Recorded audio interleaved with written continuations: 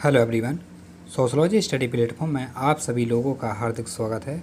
और साथियों, आज का लेक्चर है आपका यूजीसी नेट जेआरएफ, विषय है समाजशास्त्र। हाल प्रश्न पत्र दिसंबर 2005 का लेकर के आए हैं, जो कि जून वाला आपका हमने पहले ही डिस्कस करा दिया है। उसका लिंक आपको डिस्क्रिप्शन में मिल जाएगा, आप देख सकते हैं। और प्लेलिस्ट भी बनी हुई है, वहाँ जाकर भी आप सारे लेक्चर को आराम से देख सकते हैं। और अगर आप यूपी पीजीटी की तैयारी करते हैं तो उसकी भी शाम को 7 बजे डेली क्लास चलती है। प्रैक्टिस सेट स्टार्ट हो गया उस पर, तो ज्वाइन करें उसको भी शाम को 7 बजे। चलिए स्टार्ट करते हैं आज का लेक्चर। और मित्रों, चैनल पर नए हैं तो चैनल को लाइक सब्सक्राइब शेयर करना बिल्कुल ना भूलें। और सभी लोग सेशन को शेयर कर दें, सभी लोग लाइक करें सेशन को। प्रश्न नंबर फर्स्ट है, समाजशास्त्र में मूल्य का क्या अर्थ है? ए, सांस्कृतिक व्यक्तियों के गुण, बी, आचरण के मानदंड, सी, सामाजिक वरीयता, और डी है आदर्श। समाजशास्त्र में मूल्य का क्या अर्थ होता है? तो इसका राइट आंसर हो जाएगा सी, सामाजिक वरीयता होता है सामाजिक मूल्य का मानदंड। नेक्स्ट प्रश्न, प्रश्न नंबर 2, निम्न में से फर्स्ट प्रिंसिपल पुस्तक किसकी है? बहुत ही मोस्ट इंपोर्टेंट पुस्तक है फर्स्ट प्रिंसिपल, सभी लोग जानते हैं। ए है हार्वर्ड स्पेंसर, बी है किंग्सले डेविस, सी है बी मैलिनोवस्की, डी है जेम्स फ्रेजर। फर्स्ट प्रिंसिपल पुस्तक किसकी है? ये पुस्तक है आपकी हार्वर्ड स्पेंसर साहब की, जो कि बहुत ही फेमस पुस्तक है, ये सभी लोग जानते हैं। स्पेंसर साहब ने लिखी थी फर्स्ट प्रिंसिपल पुस्तक।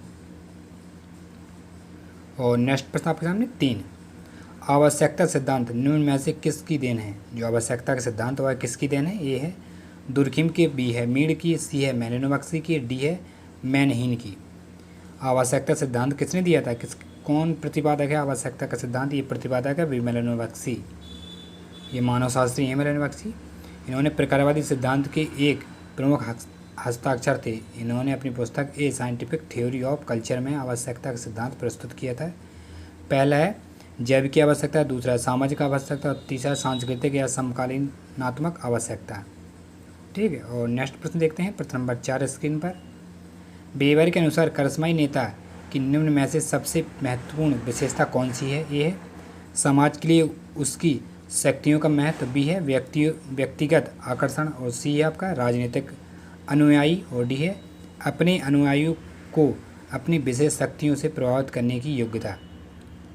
प्रश्न नंबर 4 का राइट आंसर हो जाएगा आपका क्या है? बिल्कुल राइट आंसर है इसका डी, अपने अनुयायियों को अपनी विशेष शक्तियों से प्रभावित करने की योग्यता। ये वेबर के अनुसार करिश्माई सत्ता है। और नेक्स्ट प्रश्न देखते हैं, आगे आ रहा है आपके सामने, ये देखिए कूट दिया हुआ है। ठीक है। निम्न में से संपूर्ण संस्था के कौन से तत्व होते हैं? जो संपूर्ण संस्था है वो कौन सा है? पहला है कारागार, दूसरा है संरक्षण गृह, और तीसरा है होटल, और चौथा पर छात्रावास। पूर्ण रूप से संस्था कौन सी है? इंस्टीट्यूशन कौन सा होता है पूर्ण रूप से? प्रश्न नंबर 5 आपके सामने प्रश्न है।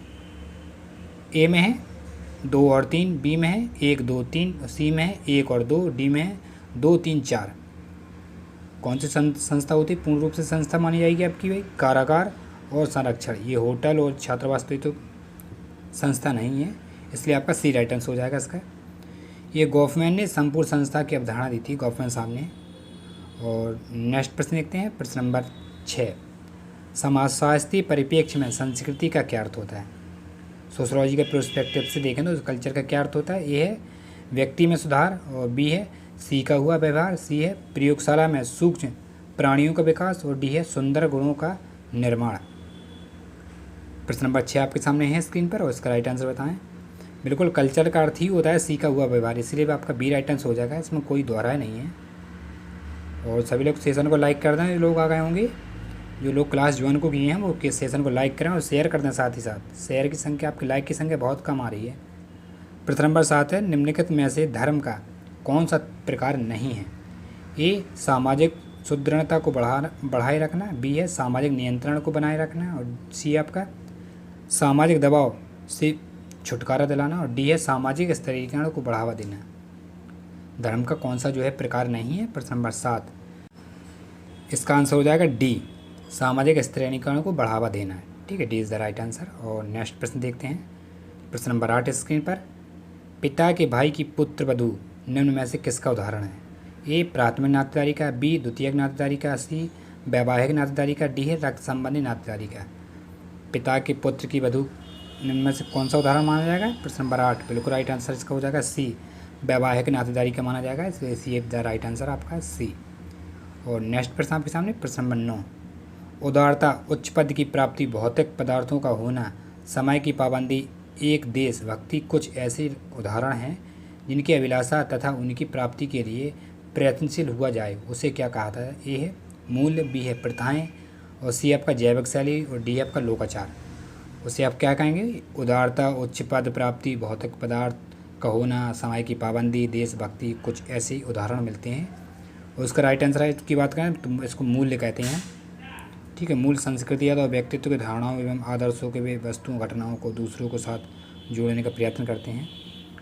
और नेक्स्ट प्रश्न है प्रश्न नंबर 10, निम्न में से विवाह द्वारा स्थापित संबंधों के लिए किस अवधारणा का उपयोग होता है? विवाह संबंधों के लिए ए प्राथमिक नातेदारी, बी द्वितीयक नातेदारी, सी वैवाहिक संबंधित नातेदारी, डी है तृतीयक नातेदारी। प्रश्न नंबर 10 का राइट आंसर बताएं क्या है? आपके सामने प्रश्न है और इसका राइट आंसर की बात करें तो इसका आंसर हो जाएगा आपका सी वैवाहिक संबंधित नातेदारी, सी इज़ द राइट आंसर। और नेक्स्ट प्रश्न आपके सामने प्रश्न नंबर 10 स्क्रीन पर आ गया है, निम्न में से कौन सा कथन सही कथन की पहचान करनी है हमें? ए है जनसंख्या की समरूपता नगर की विशेषता होती है, बी है कस्बे और गांव की अपेक्षा सामाजिक परिवर्तन शहरों में तीव्र गति होती है, और सी है नगरीय योजना आधुनिक अस्वीकार है, और डी है भारत में अधिकतम प्रमुख नगर समुद्र के किनारे या यातायात वाले दरियाओं नदियों के किनारे बसे होते हैं। गलत कथन की पहचान करनी है। बिल्कुल राइट आंसर इसका ये हो जाएगा जनसंख्या की समरूपता नगर की विशेषता होती है, ये बिल्कुल राइट आंसर नहीं है आपका। और इसी के साथ आगे बढ़ते हैं, नेक्स्ट प्रश्न देखते हैं प्रश्न नंबर 12, निम्न में से विस्तृत परिवार का कौन सा सदस्य है? ए है दादा एवं दादी, दूसरा है पैसा देकर रहने वाले जो मेहमान या अतिथि होते हैं, उस तीन में विभिन्न साखी नातेदार, और चौथा नौकरशाही। कोड दिया है ए में 1 3 4 सही है, बी में 1 और 3 सही है, सी में 1 3 2 3 4 सही है, और डी में आपका 1 और 4 सही है। प्रश्न नंबर 12 का राइट आंसर क्या है? इसका आंसर की बात करें, इसका आंसर हो जाएगा आपका ए 1 3 और 4 सही है। आपका दूसरा पैसा देकर ये मेहमान को रखना है, ये आपके परिवार का सदस्य नहीं माना जाएगा। और नेक्स्ट प्रश्न देखते हैं, कथन और कारण आ गया है, देखिए ये रहा कथन। देखते हैं, बहुत से साधारण समाजों में धार्मिक प्रवृत्तियाँ कुछ आर्थिक प्रवृत्तियों का आवश्यक पहलू होती हैं। कारण है साधारण समाज इन आर्थिक विशेषताओं में पाए जाने वाली दैविक आपदाओं से जागृत होते हैं। अब कूड़ देखते हैं हम, ए है ए और आर दोनों सही है और आर ए की सही व्याख्या करता है, बी है ए और आर दोनों सही हैं परंतु आर ए की सही व्याख्या नहीं कर रहा है, और सी है ए सही है लेकिन आर गलत है, और डी में आपका ए गलत है परंतु आर सही है। कथन और कारण आपके सामने है स्क्रीन पर, और इसका राइट आंसर क्या हो जाएगा प्रश्न नंबर 13 का? बिल्कुल इसका ए तो सही है परंतु आर गलत है। आपका मतलब कथन सही है लेकिन कारण जो है वो गलत है, इसलिए आपका सी राइट आंसर हो जाएगा। और नेक्स्ट प्रश्न देखते हैं, देखिए कितना प्यारा प्रश्न है ये। इसको डायग्राम को अगर आप समझ रहे होंगे तो आप प्रश्न को आंसर बिल्कुल देंगे। उपरोक्त आकृति में से कौन सा संबंधों को दर्शाता है? ए स्वजृत बहुपत्नी विवाह, बी अस्वीकृत बहुपत्नी विवाह, सी भ्रांतरिक बहुपत्नी विवाह, और डी है अभ्रांतरिक बहुपत्नी विवाह। अगर आप डायग्राम को समझ गए होंगे तो आप इसका राइट आंसर दे सकते हैं। इसका राइट आंसर हो जाएगा सी भ्रांतरिक बहुपति विवाह। मतलब ये इसका डायग्राम का अर्थ ये होता है कि ये जो है गोल गोल बना हुआ है, ये आपकी ये लेडीज़ है और ये है जेंट्स, ये स्त्री है मतलब, और ये है आपके पुरुष। तो मतलब एक स्त्री ने 2 पुरुषों से समान भाई होते हैं आपस में, उनसे विवाह किया है तो उसको भ्रांतरिक बहुपत्नी विवाह कहलाता है, इसलिए आपका सी राइट आंसर हो जाएगा। ये देखिए सगे भाई लिखा हुआ है, पढ़ सकते हैं आप। नेक्स्ट प्रश्न 15, जब एक ही भूभाग में 2 जनजातियाँ रहती हैं और एक दूसरे की संस्कृति का आदान प्रदान करते हैं तो इसे क्या कहते हैं? ए है वयस्क सामाजिकरण, बी है सहयोग, सी है समायोजन, और डी आपका आत्मसातीकरण। जब एक ही भूभाग में अगर हम 2 जनजातियों को देखते हैं तो इसका आंसर क्या हो जाएगा प्रश्न नंबर 15 का? बिल्कुल समायोजन, उस प्रक्रिया को हम समायोजन कहते हैं, सी राइट आंसर हो जाएगा इसका। और नेक्स्ट प्रश्न नंबर 16, जिस विवाह में उच्च जाति की स्त्री होती है और निम्न जाति का लड़का होता है तो उसे क्या कौन सा विवाह कहलाता है? ए है ब्राह विवाह, बी अनमोल विवाह, सी सजातीय विवाह, डी प्रतिलोम विवाह। अगर हम उच्च जाति की स्त्री को देखें और निम्न जाति का लड़का तो आपका ये प्रतिलोम विवाह जाएगा, डी राइट आंसर। और स्त्री के स्थान पर अगर यहाँ पुरुष रख दें, हम पुरुष कर दें और यहाँ पुरुष के स्थान पर स्त्री हो जाएगा तो आपका अनमोल विवाह हो जाएगा। अभी तो फिलहाल में डी राइट आंसर हो जाएगा। जो प्रश्न के अनुसार डी राइट आंसर है, और अगर जस्ट अपोजिट उल्टा कर दें तो आपका बी राइट आंसर हो जाएगा वैसे। नेक्स्ट प्रश्न 17, रॉबर्ट रेडफील्ड के अनुसार जिस समुदाय में विभिन्नता, लघुता, समरूपता एवं आत्मनिर्भरता की विशेषताएं पाई जाती हैं उसे क्या कहलाता है? ए है लघु समुदाय, बी है बृहद समुदाय, सी है समाज और डी है सामाजिक समूह।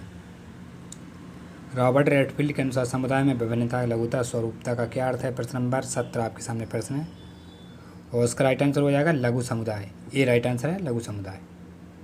नेक्स्ट प्रश्न, प्रश्न नंबर 18 आपके सामने स्क्रीन पर, निम्न में से कौन सा कथन सही नहीं है? सही कथन की पहचान नहीं करनी है, कौन सा नहीं है? ए है परिस्थिति सामाजिक संरचना की इकाई है, बी है भूमिका व्यक्तित्व व्यवहार का एक तत्व है, सी है परिस्थिति एवं भूमिका दोनों ही सामाजिक संरचना के तत्व हैं, और डी है परिस्थिति एवं भूमिका दोनों गतिक और सदैव परिवर्तनशील तत्व हैं।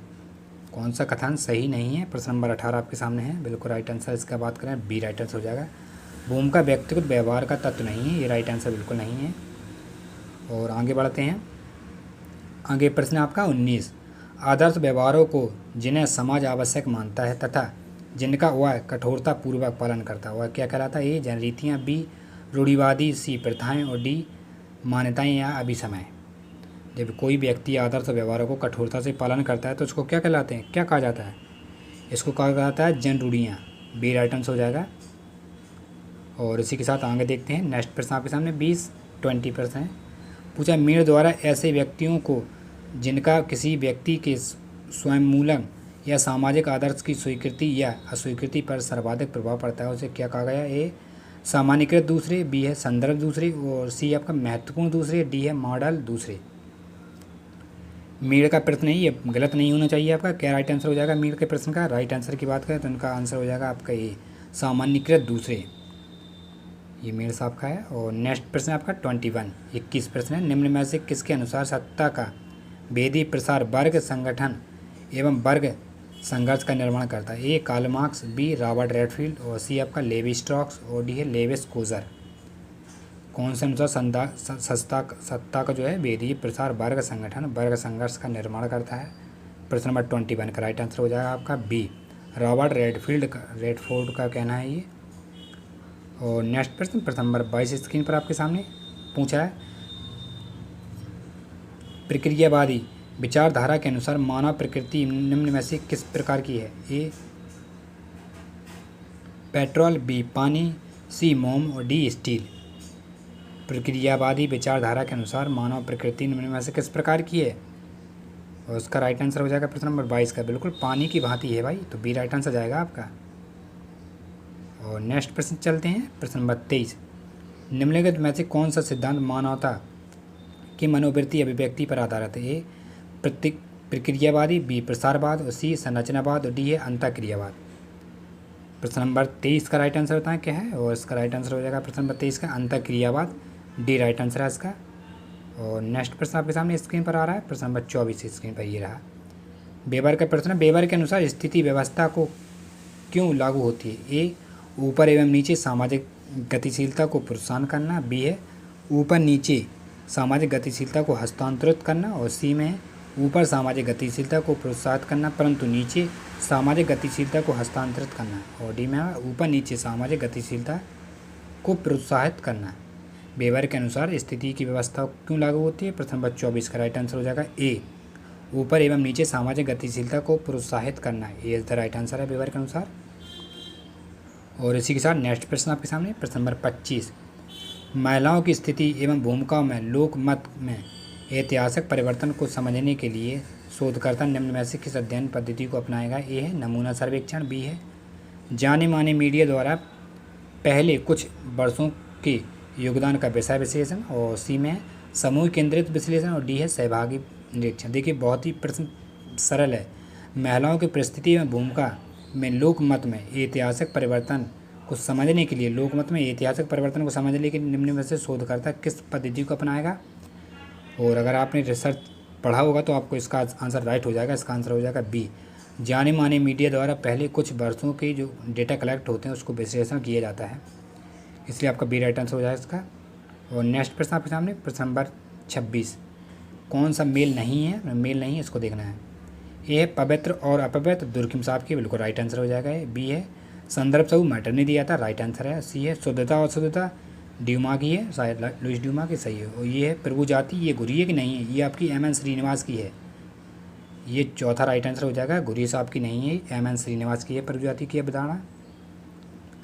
और इसी के साथ नेक्स्ट प्रश्न, प्रश्न नंबर 27, कौन सा सिद्धांत इस बात पर जोर देता है कि सामाजिक स्तरीकरण में व्यक्तियों का एकीकरण व्यक्ति के गुणों या पुरस्कार पर न होकर प्रकारों के आधार पर होता है? ए है मार्क्सवादी सिद्धांत, बी है प्रकारवादी सिद्धांत, सी है सांस्कृतिक सिद्धांत और डी है संरचनात्मक सिद्धांत।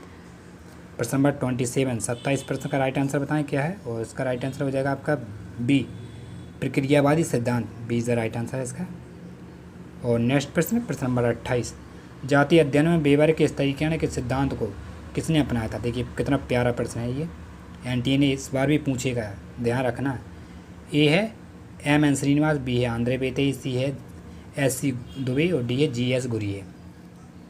जाति अध्ययन में वेबर के स्तरीकरण को सिद्धांत को किसने अपनाया था? बिल्कुल राइट आंसर इसका हो जाएगा बी आंद्रे बेते ने अपनाया था, सभी लोग जानते हैं, बहुत ही फेमस प्रश्न है ये। और नेक्स्ट प्रश्न, प्रश्न नंबर 29, 29, कार्य एवं व्यवहार में अंतर करने वाला निम्न कारक कौन सा है? ए बुद्धि संगत, बी परंपरा, सी भावनाएं, डी अर्थ। कार्य के व्यवहार में अंतर करने वाला क्या कारण होता था, कौन सा कारण है?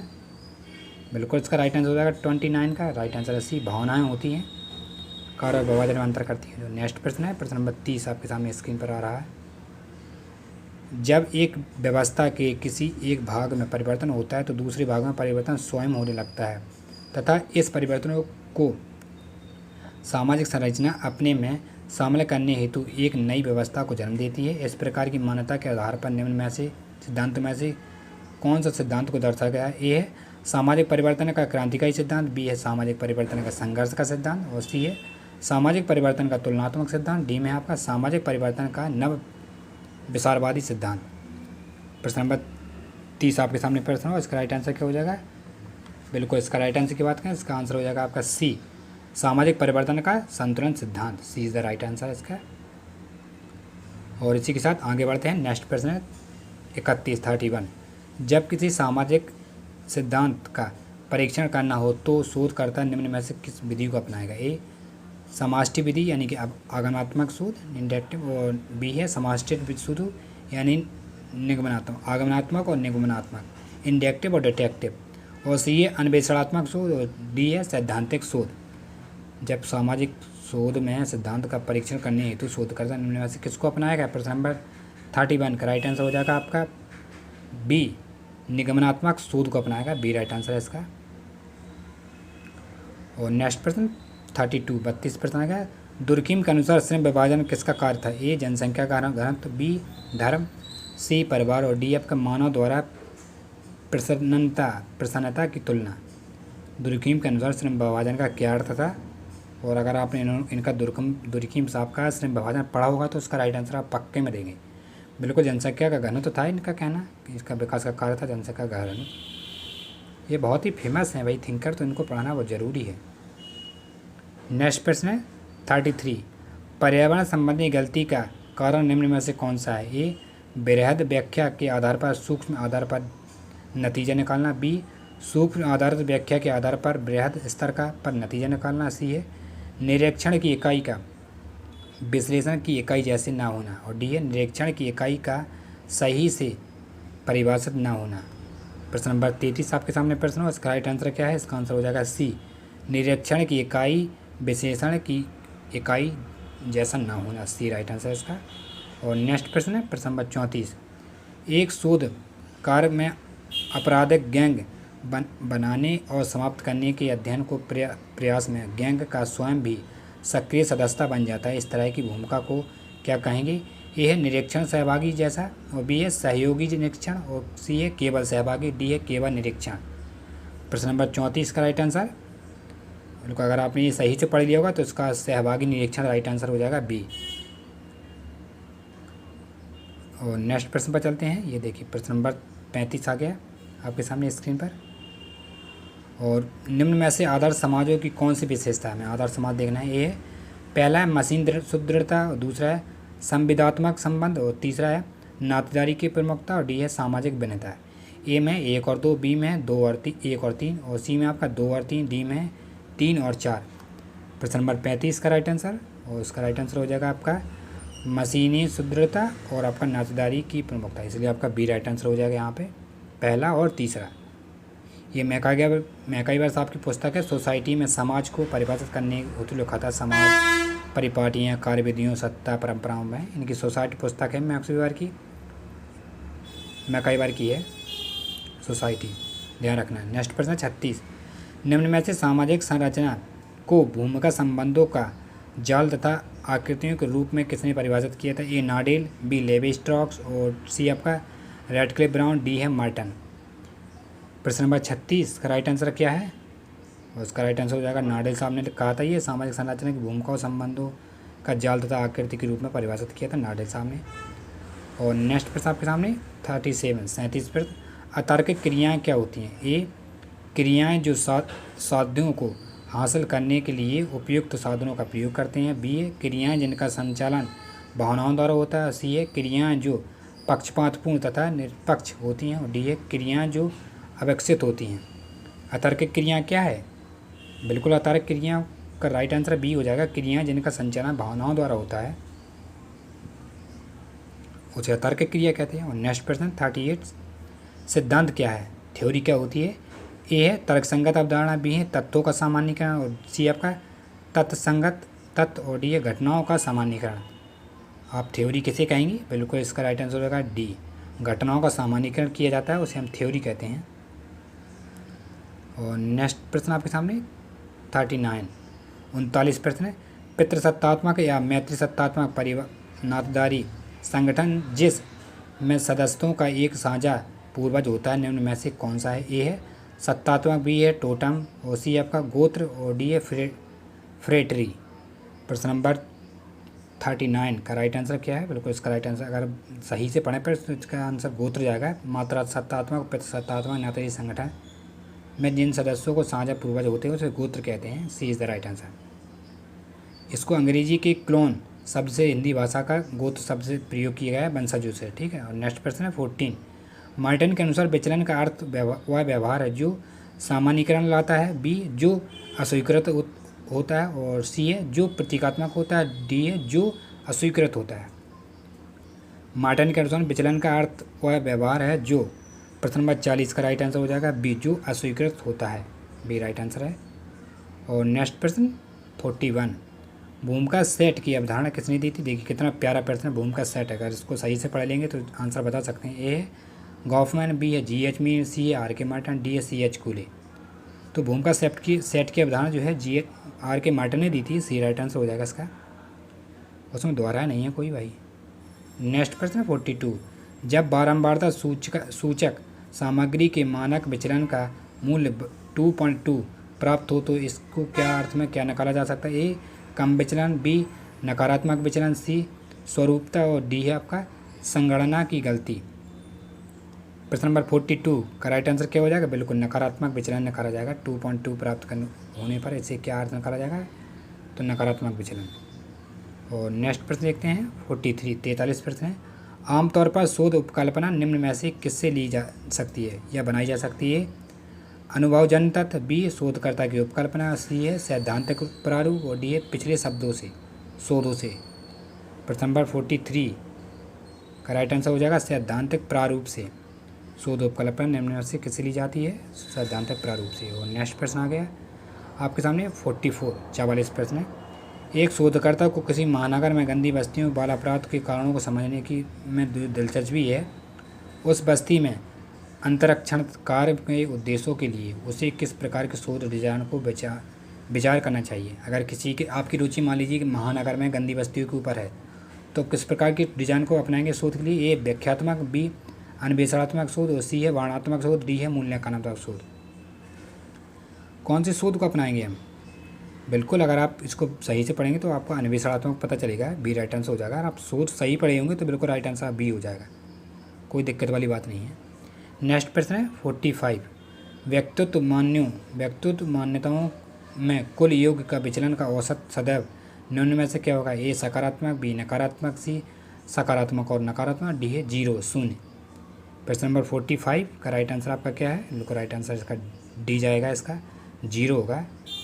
और नेक्स्ट प्रश्न देखते हैं, प्रश्न नंबर 46, भारत के किसी जिले में प्रति 1000 व्यक्ति की जनसंख्या पर मोटर वाहनों की संख्या कितना, किसका उदाहरण? ए मानक चल, और बी है क्रमसूचक चल, और सी है माध्यिकांक चल, और डी है अनुपातक चल। प्रश्न नंबर 46 का राइट आंसर क्या है? बिल्कुल इसका राइट आंसर हो जाएगा डी अनुमानक चल, बी डी राइट आंसर है इसका। और नेक्स्ट प्रश्न देखते हैं 47 स्क्रीन पर आपके सामने। जातीयता यानी कि एथनोसेंट्रिज्म क्या है? ए अपनी संस्कृति के अनुसार दूसरी संस्कृति को अपना आंकड़े की प्रवृत्ति, बी है दूसरी संस्कृतियों की आदर को देखने की प्रवृत्ति, सी है दूसरी संस्कृतियों को अपनी संस्कृति में बराबर समझने की प्रवृत्ति, और डी है दूसरी संस्कृतियों के अनुसार अपनी संस्कृति को बढ़ाने की प्रवृत्ति। प्रश्न नंबर 47 का राइट आंसर हो जाएगा आपका ए अपनी संस्कृति के अनुसार दूसरी संस्कृति को आंकड़े की प्रवृत्ति, ये जातीयता का अर्थ है। और नेक्स्ट प्रश्न आपके सामने, और ये रहा बहुत ही फेमस प्रश्न आ गया, देखिए सूची दी है और आपका मिलान दिया हुआ है, कूट लेखन भी दिया हुआ है। चलिए पहले सबसे पहले मिलान की बात कर लें, तो मिलान देखते हैं, क्योंकि मिलान करने पर कूट उसको मिलान आराम से कर लेंगे। क्लास एंड क्लास, ये class and class conflict in society industrial, ये पुस्तक आपकी हार्डर एंड फोर्ड की है, तो ए का आपका दूसरा जाएगा, ठीक है। और द लोलिन क्राउन पुस्तक किसकी? री रेसमैन, तो आपकी दूसरा का जाएगा री रेसमैन के द्वारा, 5वां में जाएगा। और दास कैपिटल, सभी लोग जानते हैं दास कैपिटल किसकी पुस्तक है? कार्ल मार्क्स की है भाई। और चौथा है डी में एफलियूक वर्कर, ये एफलियूक वर्कर किसकी? आपकी ये जाएगा आपका 4 में, ठीक है, डी का 4 है। गोल्ड फोर्थ, तो इस हिसाब से इसका राइट आंसर देखेंगे क्या हो जाएगा। अगर हम इस हिसाब का राइट आंसर देंगे तो इसका आपका आंसर चला जाएगा बी, आप चेक कर सकते हैं एक बार, मिलान कर लीजिए, बी राइट आंसर है, ये देखिए मिलान दिया हुआ है। और नेक्स्ट प्रश्न, दूसरी तालिका आ गई है, सूची दूसरी है, और ये देखिए कूट लेंगे, दोनों साथ में आ गए हैं। चलिए लुकिंग ग्लास सेल्फ, ये किसका है? लुकिंग ग्लास सेल्फ, देखिए कितना फेमस प्रश्न है, C.H. कूले, लुकिंग ग्लास सेल्फ आपका C.H. कूले का है, तो जाएगा पहला का डी। एक प्रश्न से ये आप बता सकते हैं इसका राइट आंसर क्या हो जाएगा, इसका आंसर हो जाएगा बी पहले का चौथा, क्योंकि अगर आप लुकिंग ग्लास सेल्फ को पढ़ लेंगे तो इमाल दुर्खीम का आपको सभी लोग जानते हैं, दुर्खीम साहब की थी, कौन सी पुस्तक थी? दुर्खीम साहब की, इसमें से कोई नहीं है, ABCD में से दुर्खीम साहब का नहीं है, तो दुर्खीम साहब को काट दिया जाएगा। और अगर हम देखें एस फ्राइड या C.H. कूले, G.H. मीड को देखें तो G.H. मीड की looking glass self G.H. Mead की नहीं है, और G.H. मीड की आपकी पुस्तक क्या है? कोई नहीं है, तो दुर्खीम साहब की पुस्तक हो जाएगी आपकी इसमें से। और दुर्खीम साहब की पुस्तक कौन सी है? इनकी पुस्तक है ये इर ईगो एंड सुपर ईगो, ये इमाल दुर्खीम की है, ये कार्टन नहीं है, राइट आंसर हो जाएगा आपका। तो इस हिसाब से आपका बी राइट आंसर हो जाएगा, कोई दिक्कत वाली बात नहीं है, ये देखिए मिलान दिया हुआ है। और इसी के साथ नेक्स्ट प्रश्न देखते हैं, प्रश्न नंबर 50, निम्न में से किसने समाज में संघर्ष के प्रकारों को महत्व देते हुए संघर्ष सिद्धांत एवं संरचनात्मक प्रकारात्मक सिद्धांतों को जोड़ा? A Karl Marx, Durkheim, Lewis Coser और ड्राल्फ फ्रीडेनफोर्ड। इसका आंसर हो जाएगा सी, लेविस कोजर ने संघर्ष के प्रकारों पर बात की थी। और इसी के साथ साथियों आज का लेक्चर आपका ये यहीं समाप्त होता है। ये दिसंबर 2005 का पेपर था, और आपका जून वाला पहले डिस्कस हो चुका है, उसको प्लेलिस्ट में जाकर के चेक कर सकते हैं। और भी लेक्चर आपके लिए लेकर के आते हैं। जब तक लेक्चर पसंद आए तो चैनल को लाइक, सब्सक्राइब, शेयर करना ना भूलें। और जैसे ही नेट की पेपर आएगा आपको सूचित कर दिया जाएगा, डेट आएगी। धन्यवाद।